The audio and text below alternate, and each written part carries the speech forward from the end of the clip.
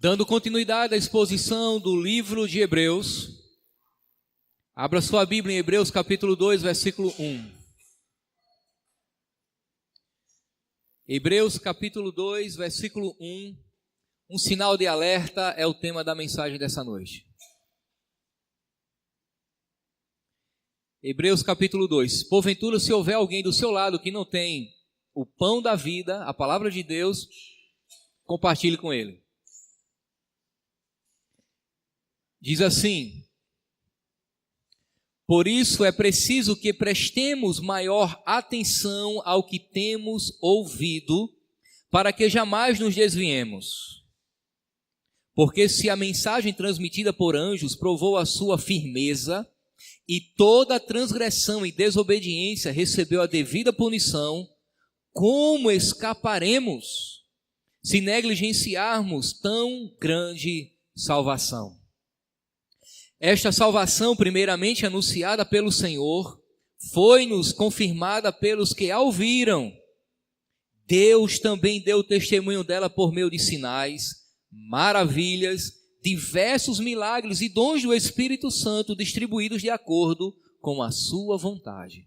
Permaneça com o texto aberto e oremos ao Pai mais uma vez. Querido Deus, obrigado pela leitura da Tua palavra. Privilégio, Senhor, que queremos ter por todos os dias da nossa vida, pois a Tua palavra é o pão que sacia a nossa sede, que sacia a nossa fome, a água que sacia a nossa sede. Senhor Deus, muito obrigado por este privilégio. Ó Deus, abra os nossos corações, ilumine as nossas mentes para entendermos a Tua palavra. E que possamos estar firmes no Evangelho, em Jesus Cristo, e nunca, jamais, em hipótese alguma, venha passar por nossas mentes nos desviar do propósito do Senhor. Que possamos estar firmes até o fim, apesar de todas as dificuldades da vida e apesar da sedução do pecado. Nos ajuda a compreender isso nesta noite. Em nome de Jesus. Amém e amém. Meus irmãos, um sinal de alerta era tudo que os moradores da cidade de Brumadinho precisavam para escapar da tragédia que ceifou as suas vidas. Um sistema de alarme eficiente, devidamente funcionando, inevitavelmente alertaria centenas e centenas de moradores daquela cidade, assim também como os funcionários daquela mina, acerca do rompimento daquela barragem de rejeitos. Dezenas de vidas teriam sido poupadas se um sinal de alerta anunciando o perigo do rompimento daquela barragem tivesse sido dado no tempo certo. Perceba que sinais de alertas nos tira do perigo iminente. Pode livrar a nossa vida, pode nos fazer pessoas mais prudentes e perspicazes acerca do perigo que se aproxima. A carta aos Hebreus, ela é cheia de sinais de alertas. Ela é cheia de exortações que nos chamam a atenção para o perigo de viver uma vida cristã relaxada. A carta aos Hebreus nos chama a atenção ao perigo de vivermos uma vida cristã que desconsidera o Evangelho, que não está mais dando contas da importância de considerar as palavras de Jesus Cristo. Foi um período difícil aquele que a igreja vivia no primeiro século. Eles viviam em um contexto de perseguições. E a perseguição vinha de todos os lados. Havia perseguição vinda dos romanos. A perseguição vinda dos romanos era porque eles se declaravam cristãos, adoravam a Jesus, e o império tinha o seu imperador César como o Deus supremo sobre o universo. César era tido como aquele que dominava sobre tudo e sobre todos. Os cristãos diziam não, de maneira nenhuma. Jesus é Senhor sobre tudo e sobre todos. Esta declaração, irmãos, atraía inevitavelmente a perseguição. Eles eram lançados nas arenas para serem devorados por leões ferozes, pisoteados por touros indomados. Alguns eram lançados nas fogueiras ainda vivos. Mas se não bastasse isso, as perseguições também vinham dentro da própria casa. Porque os primeiros leitores desta carta eram judeus. Judeus convertidos ao cristianismo. E eles também sofriam perseguições dos próprios irmãos judeus. Para os judeus, converter-se ao cristianismo era um crime, era uma blasfêmia contra a lei de Moisés. Você lembra que Paulo perseguia cristãos. Mas aquele que perseguia, de repente, se tornou um perseguido. Eles eram proibidos de entrar nas sinagogas, eram expulsos das suas casas. Quando pegos, poderiam ser chicoteados, sofriam açoites de varas, apedrejados até a morte, por considerar Jesus o Deus de sua vida, negando o judaísmo de sua época. Meus irmãos, a tentação de negar a Cristo para se livrar das perseguições eram muito grandes. Há de convir que nem todo mundo sofre com tamanha intensidade e permanece fiel a Deus até o fim. Portanto, em meio a tudo isso, a apostasia se tornou uma realidade para alguns. Alguns de fato não suportavam. Alguns morriam por amor a Cristo e muitos morreram dentro dessa condição, se tornaram mártir, testemunharam de Cristo até o fim. Contudo, outros não tiveram a mesma coragem e retornaram ao judaísmo a fim de preservar por sua própria integridade. Enquanto uns morriam por amor a Cristo, outros permaneciam vivos por amor a si mesmo. Achavam mais convenientes, achavam mais prudente naquele momento dar as costas para Cristo, abandonar o evangelho e preservar a sua própria integridade física. Meus irmãos, nós não vivemos nas mesmas condições que os cristãos do passado viviam, contudo, por muito menos nós observamos pessoas que outrora serviam a Deus, frequentavam a igreja, voltando às suas antigas práticas, abandonando o evangelho, dando as costas para Jesus, dando as costas para Deus. São pessoas que perderam o zelo pelo evangelho. São pessoas que perderam a vontade de servir a Cristo, amam mais a si mesmo do que a Cristo.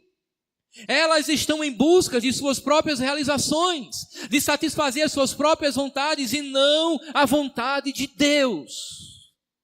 A apostasia, o abandono da fé, a realidade daqueles que retrocedem, acontece hoje também.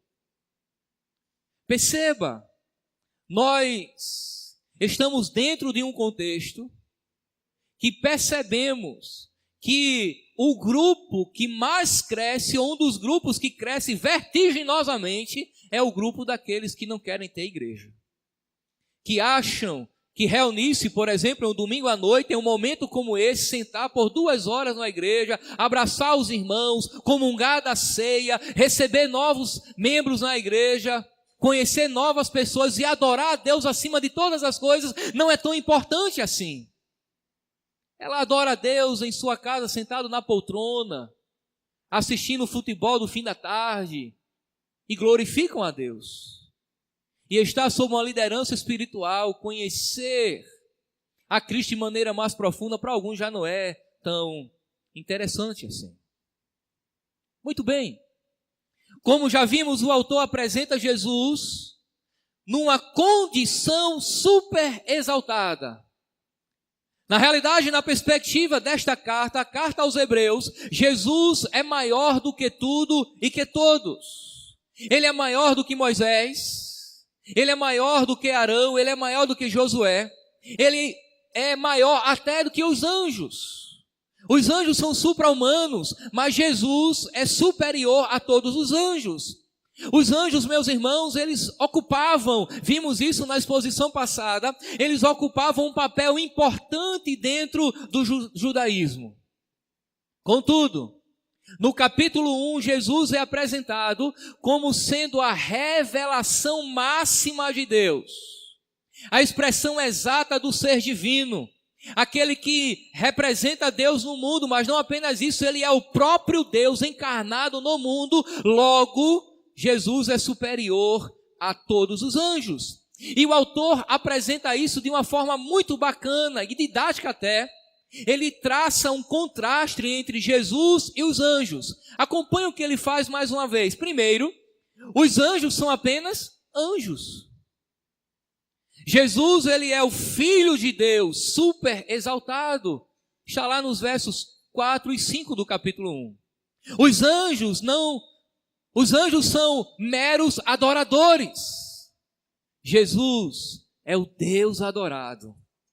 Os anjos são meras criaturas, ao passo que o autor deixa claro que Jesus é o Criador, sustentador de todas as coisas. Os anjos são meros servos. E daí o autor diz que Jesus é aquele que está sentado à direita da majestade nas alturas, ou seja, ele é o Rei dos Reis.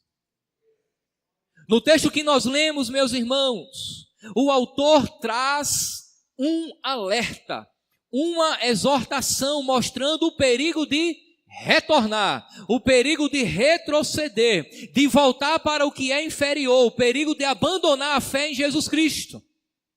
O alerta está lá no verso 3, quando diz: como escaparemos nós se negligenciarmos tão grande salvação? Como haverá salvação para aqueles que abriram as mãos de Cristo, que deram as costas para Ele, abriram suas mãos, já não querem mais estar firmes no Evangelho, já não querem mais ouvir a palavra, já não dão conta de que servir a Deus, ouvir a palavra, seguir o Evangelho é importante, e na realidade deve ser o alvo principal de suas vidas.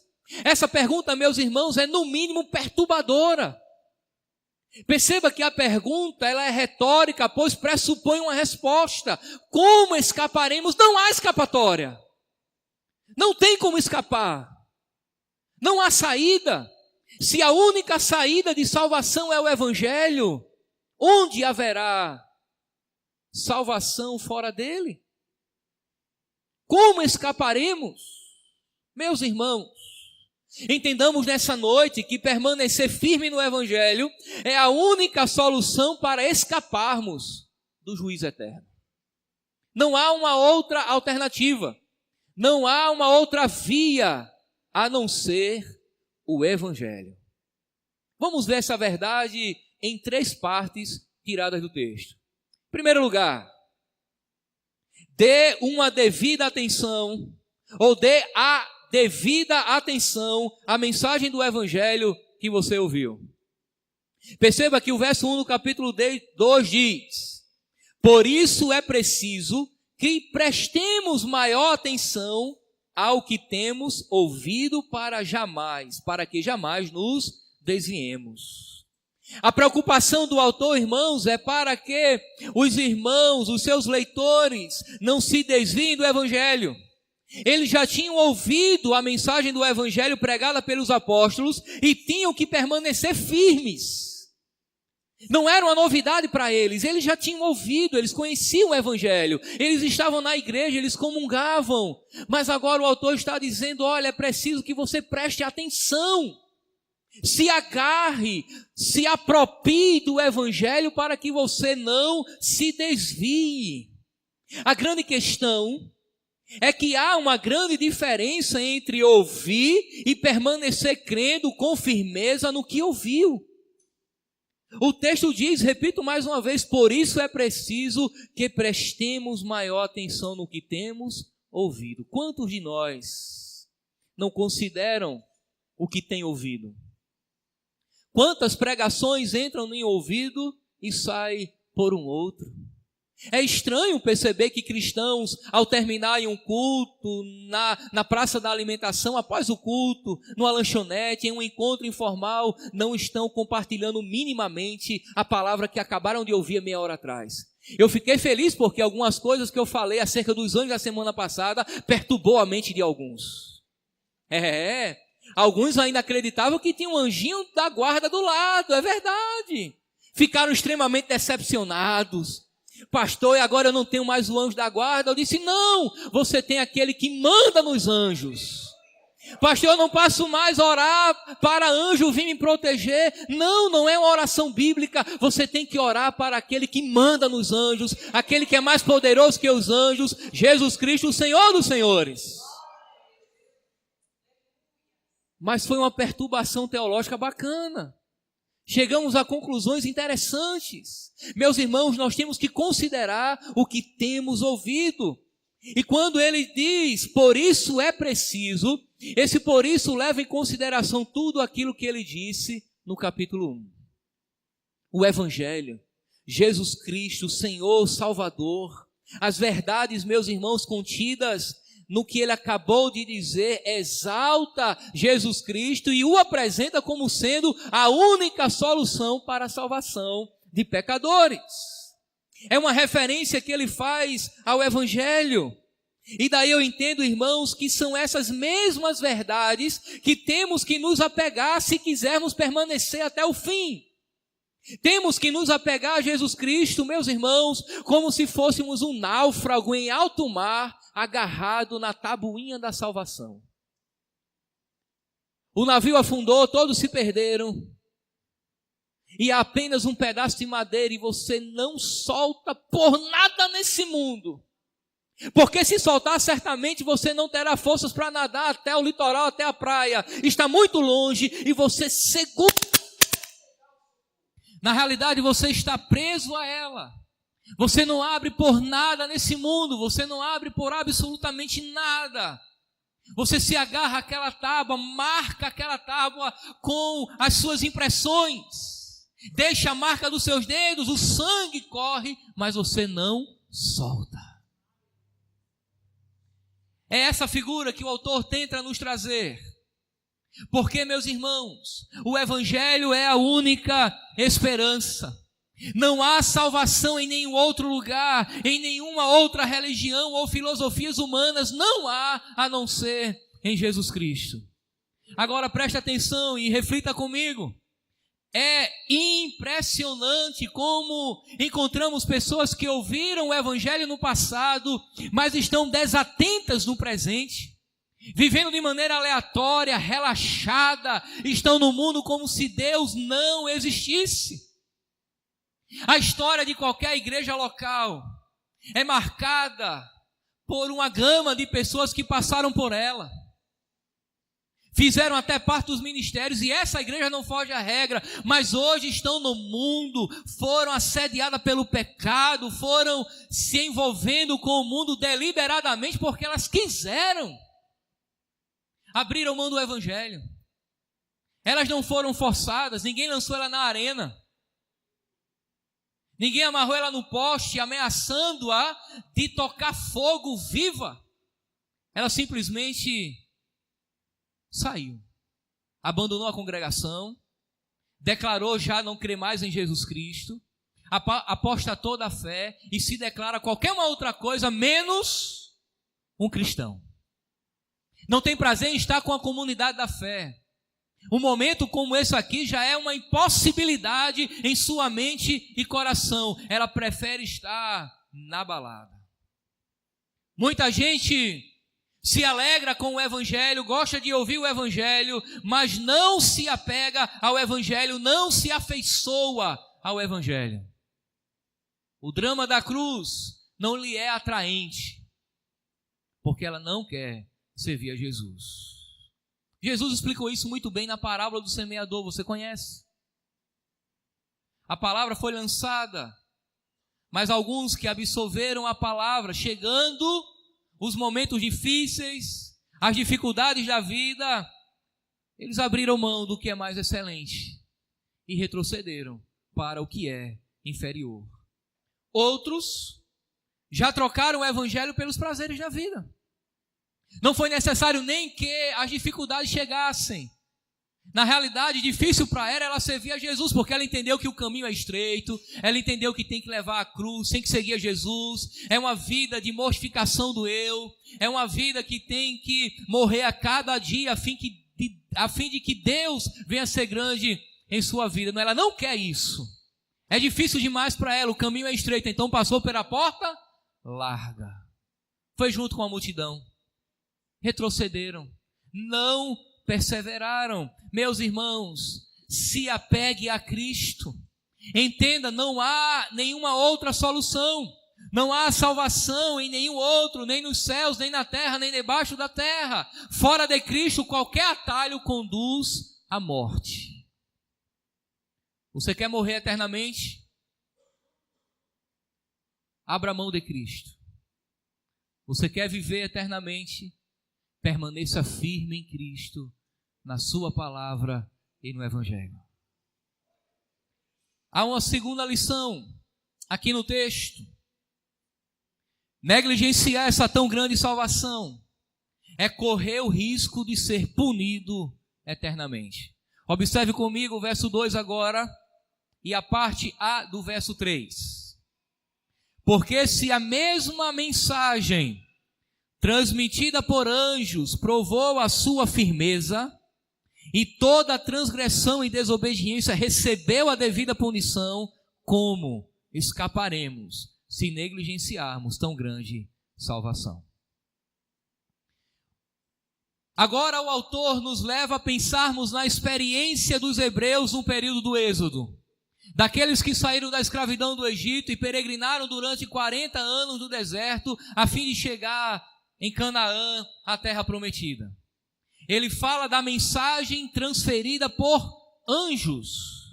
Interessante, pois se você ler o texto que faz referência à lei de Deus dada por Moisés no Monte Sinai, no capítulo 20, verso 1 do Êxodo, você não tem um conhecimento de que aquela mensagem foi transmitida por anjos. O texto de Êxodo não deixa claro a participação angelical na transmissão da lei. Mas Lucas e Paulo, inspirado pelo Espírito Santo, discernindo a revelação do Antigo Testamento, deixa claro que Deus revelou a sua lei através do ministério angelical. Observe, Atos capítulo 7, verso 35 diz assim: este é o mesmo Moisés que tinham rejeitado com estas palavras. Quem o nomeou líder e juiz? Ele foi enviado pelo próprio Deus para ser líder e libertador deles, por meio do anjo que lhe tinha aparecido na sarça. Naquele momento, naquela manifestação de Deus na sarça que queimava, mas não se consumia, Deus falou com Moisés através de um anjo. Observe agora o que Paulo diz quando ele escreve aos Gálatas, capítulo 3, verso 19. Qual era então o propósito da lei? Foi acrescentada por causa das transgressões, até que viesse o descendente a quem se referia a promessa. E foi promulgada por meio de anjos, pela mão de um mediador. Os anjos, irmãos, como eu havia dito, eles ocupam um papel importante na revelação divina. A grande questão é que o judaísmo do primeiro século atribuíam aos anjos uma autoridade e um ministério que Deus não havia lhes dado. Mas os anjos são importantes. Contudo, é necessário que o compreendamos da maneira correta. A lei foi dada através de anjos, está aqui escrito. Porque se a mensagem transmitida por anjos provou a sua firmeza e toda transgressão e desobediência recebeu a devida punição, como escaparemos se negligenciarmos tão grande salvação? O que ele está dizendo aqui? Se os do passado negligenciaram a mensagem dada por anjos e foram punidos, muito mais a gente. Você lembra o que aconteceu no passado? O povo era obstinado, de dura cerviz. O povo era rebelde. Era o povo de Deus, mas eram rebeldes. se revoltaram contra Deus, murmuraram contra Deus, deram as costas a Deus. Houve momentos que Deus abriu o chão e engoliu um pedaço. Em um momento de idolatria, quando adoraram o bezerro de ouro, alguns foram passados ao fio da espada. Houve momento que Deus mandou serpentes venenosas para punir o seu povo. Em outra ocasião, Deus fazia com que eles sofressem sofressem através dos ataques de povos cananeus. Mas absolutamente nenhum transgressor, nenhum daqueles que pecaram contra Deus, que deram as costas à lei de Deus, que quebraram a aliança com Deus, escapou da punição.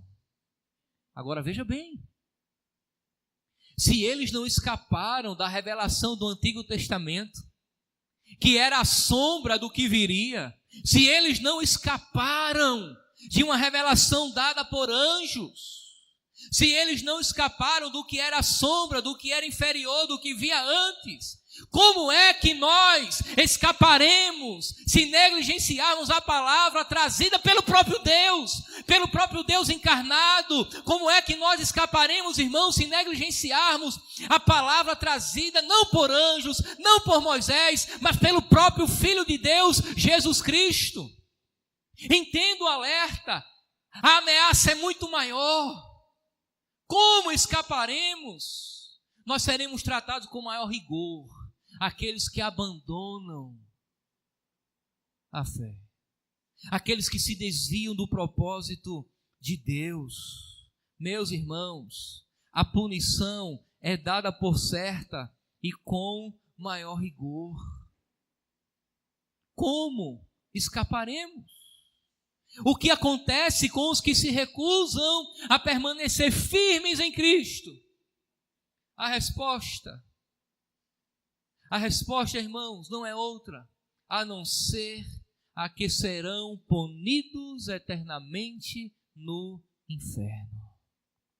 Palavra fora de moda, que tem caído em desuso dos púlpitos da igreja, mas você precisa entender que há uma má notícia. Aqueles que não se rendem a Cristo, aqueles que não permanecem firmes em Cristo, aqueles que dão as costas a Cristo, aqueles que abandonam o evangelho de Cristo, aqueles que apostatam da fé, terão um destino eterno, sim, também. Mas não será no gozo de glória, será nos tormentos do inferno. A Bíblia deixa isso claro, que naquele grande dia o Senhor Jesus chamará aqueles que estão à sua direita, Ele chama de suas ovelhas: vinde a mim, benditos do meu Pai. Mas aos que estão à sua esquerda, que Ele chama de bodes, Ele diz: apartai-vos de mim, porque eu não vos conheço. Herdarás o fogo eterno preparado para Satanás e seus anjos. Meus irmãos, o Evangelho, Jesus Cristo, é a única válvula de escape. Escapar de quê? Escapar da ira divina, escapar do inferno, escapar da condenação eterna. Se os crentes do passado que tinham uma revelação inferior, pois tinham apenas a promessa, não escaparam da punição no deserto, o que acontecerá, meus irmãos, conosco que temos o conhecimento de Cristo, a revelação máxima de Deus? Se o Evangelho, meus irmãos, não nos salvar, não serão as obras que irá nos salvar. Nós não seremos salvos porque somos bons. Nós não seremos salvos porque damos esmolas. Nós não seremos salvos porque pagamos as nossas contas em dias, porque somos politicamente corretos. Se o Evangelho não nos salvar, as nossas boas obras não nos conduzirão à eternidade. Meus irmãos, o nosso trabalho também não irá nos salvar. Não basta você ser um bom funcionário, chegar na hora, fazer hora extra, até sem cobrar o adicional. Não basta você ser um funcionário padrão, querido na empresa onde você trabalha, isso também não vai resolver. O recurso, o dinheiro, tudo aquilo que você pode juntar, a traça vai correr, o ladrão vai roubar, mas você não juntará tesouros para a salvação na eternidade. A sua moral também não vai te salvar. Você pode ser um bom filho, você pode ser uma boa filha, uma boa esposa, um cidadão bem-quisto na comunidade onde você está inserido, admirado por tudo e por todos. Pode ser até um famoso, de moral elevada, mas isso não vai te salvar. Apenas Cristo vai te salvar. Enquanto nós nos curvarmos diante de nós mesmos, nós estamos indo direto para o inferno. Mas quando nós nos curvarmos diante de Jesus, nós herdaremos a salvação e a vida eterna. Há uma terceira lição. É que nós podemos confiar e permanecer firmes no Evangelho, porque ele foi respaldado por testemunhas fiéis. Não foram palavras contadas como a história da carochinha. Até porque eu duvido muito que uma mentira tenha causado ou tenha poder de causar tanta repercussão no mundo todo durante centenas e centenas de anos. O Evangelho, irmãos, ele é respaldado por testemunhas fiéis. A mensagem da salvação que ouvimos nos foi, em primeiro lugar, anunciada pelo próprio Senhor Jesus. Foi Ele quem disse: eu sou o caminho, a verdade e a vida. Ninguém vem ao Pai a não ser por mim. Foi Jesus quem disse que Ele era Deus. Foi Ele quem usou a expressão: eu sou o caminho, a verdade e a vida. C.S. Lewis, ele disse que havia apenas duas possibilidades. Ou Jesus era um mentiroso, ou ele era louco. É lógica. Aí ele diz: mas como Jesus nem é louco e nem é mentiroso, ele é Deus. Ele é Deus. Logo, irmãos, ele é uma testemunha confiável da sua própria palavra, e nós podemos confiar no Evangelho, porque ele foi testemunhado por Jesus. Observe o que diz o verso 3, na segunda parte. Esta salvação, primeiramente anunciada pelo Senhor. Jesus, ele operava milagres, maravilhas, ele curava enfermos, expulsava demônios, mas o seu ministério principal era pregar o Evangelho. Ninguém é salvo através de exorcismo de demônios. Ninguém é salvo através de curas de enfermidades medonhas. Pecadores são salvos através da pregação do Evangelho. Jesus pregou o Evangelho. Ele testemunhou a sua própria palavra. Na realidade, ele era e é o próprio Verbo que se fez carne. Ele é uma testemunha confiável. Segundo, perceba que o texto diz que este Evangelho nos foi confirmado. Esta palavra nos foi confirmada pelos que a ouviram. É uma referência aos apóstolos. Aqueles homens que foram chamados por Deus, que ninguém dava nada por eles. Que certamente, se fizéssemos uma pesquisa, pedíssemos para ele trazer o currículo no RH da nossa empresa, certamente nós dispensávamos todos, inclusive Judas. Seria o primeiro. Ficaria ninguém, nem Pedro, nem João, Tiago, ficaria ninguém. Os considerávamos desabilitados, mas Deus habilitou aqueles homens. Deus inspirou as palavras que aqueles homens registraram. Deus agiu através deles. Eles pregaram o Evangelho com autoridade. Os apóstolos, meus irmãos, através da doutrina a eles reveladas, fundamentaram a igreja. Aí ele está dizendo: permaneça firme no Evangelho, não se desvie, não abandone. Porque primeiro foi pregada por Jesus e depois por aqueles que a ouviram. A palavra chegou a nós por aqueles que tiveram a ação de Deus em suas vidas para pregar. Mas não apenas isso. Olha só o que acontece agora. Este Evangelho, esta palavra foi testemunhada pelo próprio Pai, através de diversos sinais, maravilhas e dons espirituais distribuídos de acordo com a sua vontade. Nós temos o testemunho do Filho, nós temos o testemunho agora do Pai, além dos apóstolos, através do poder e da manifestação do Espírito Santo. Como duvidar de uma palavra em que o próprio Deus testemunha acerca dela? Você pode até duvidar das vãs filosofias humanas. Você pode até duvidar das palavras de homens. Você pode até duvidar da sua própria palavra. Mas como duvidar, meus irmãos, da palavra do próprio Deus? Eu posso falar alguma coisa aqui para você e afirmar até o fim que é verdade e dizer, olha, eu juro que é verdade. E para que você acredite que é de fato eu estou falando a verdade, eu penhoro a minha mãe, disse, eu juro pela minha mãe mortinha, você não vai morrer não, tá, mãe? Vai viver muito tempo. Mas para que você dê credibilidade ao que eu estou dizendo, eu disse, eu posso dizer para você, eu me comprometo com você e penhoro a vida da minha mãe. Mas Deus não faz isso. Quando Deus revela a sua palavra, Ele está comprometido com Ele mesmo. Ele é a testemunha dele mesmo, porque Ele é Deus. Então, meus irmãos, nós podemos confiar e permanecer firme nesse evangelho. Por que é que nós vamos retroceder? Por que é que nós vamos voltar atrás?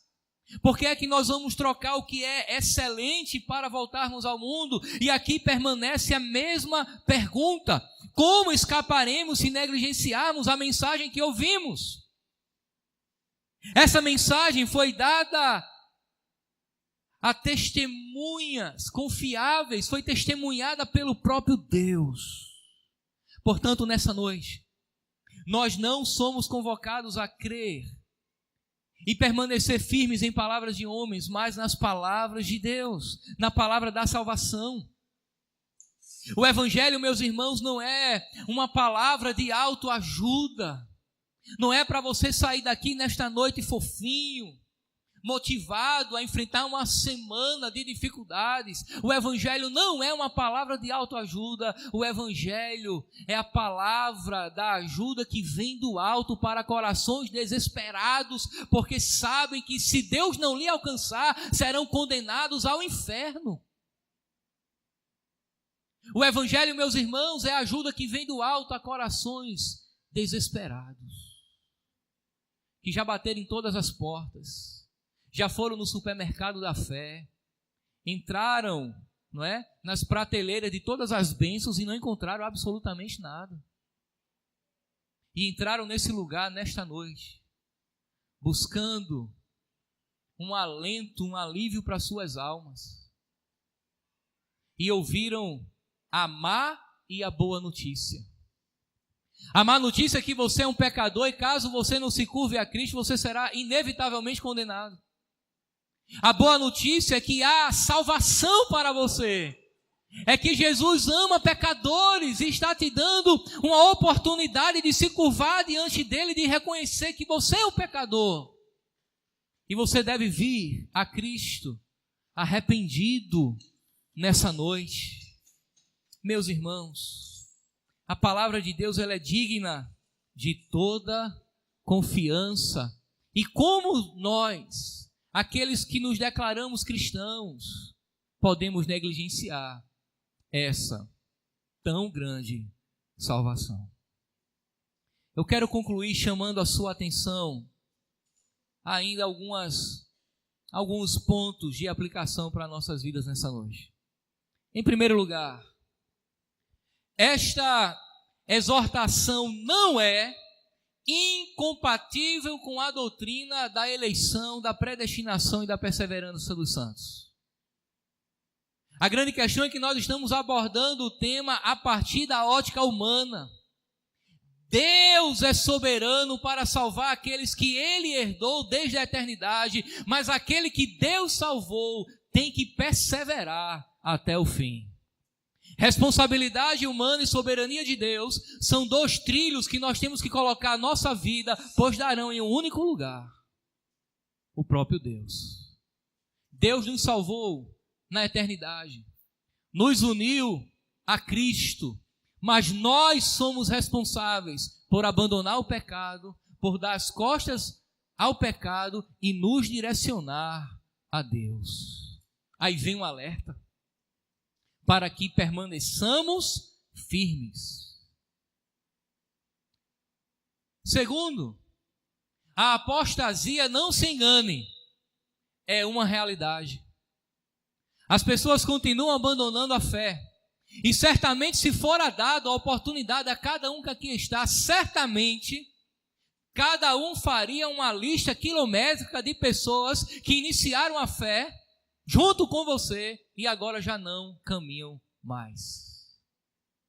Alguns abandonaram a igreja inicialmente, e geralmente esses que fazem nunca reconhecem que o problema está em si mesmo, o problema é sempre da comunidade. Hoje à tarde eu encontrei um que fazia muito tempo que eu não havia, gritou o meu nome, quando eu me virei, ele me abraçou, deu a paz do Senhor e disse: cadê você? Que há muito tempo já não o vejo. Não estou indo mais. A minha esposa já não gosta mais da igreja. E aí? Não gosta mais. Perdeu o sabor, azedou, tem dado má digestão e prefere estar fora do que com a comunidade dos santos. Porque na cabeça de alguns, ele tem que estar numa comunidade perfeita, quando absolutamente ele não é. A apostasia, meus irmãos, é uma realidade. Pessoas que não só abandonaram a comunidade, mas abandonaram também o Deus que governa sobre ela. Já não querem mais Jesus, já não querem mais Cristo. A sua Bíblia está empoeirada e se deleita no pecado. É uma realidade. Uma atitude que você deve tomar: se apegue com firmeza ao Evangelho, pois o pecado jaz à sua porta. Você lembra do conselho que Deus deu a Caim? Caim, o pecado jaz à tua porta, mas a ti cumpre dominá-lo. Se apega ao Evangelho, leia o Evangelho, medite no Evangelho, ouça o Evangelho, mas não apenas isso, viva o Evangelho. Faça com que o Evangelho norteie as motivações mais profundas da sua alma. Faça com que o Evangelho seja determinante nas decisões que você tem que tomar no dia a dia, na sua vida, no trabalho, na família, na universidade, seja lá onde quer que você esteja. Frequente os cultos para que você aprenda o Evangelho. Se matricule na escola da Bíblia. Venha nas quartas-feiras aprender a orar. Venha nos domingos de manhã, não perca um culto à noite, se agarre à tabuinha da sua salvação, que é o Evangelho. Respire o Evangelho, coma o Evangelho, pense no Evangelho, transpire o Evangelho. Quando você olhar, olhe através das lentes do Evangelho. Um dos grandes problemas da igreja atual é uma questão de cosmovisão.